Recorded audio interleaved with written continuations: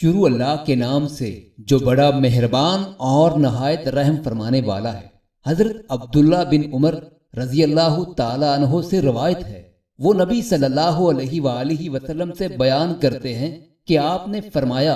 ایک عورت محض ایک بلی کی وجہ سے دوزخ میں ڈال دی گئی، جس نے اسے باندھ رکھا تھا، نہ تو اس کو خود کچھ کھلایا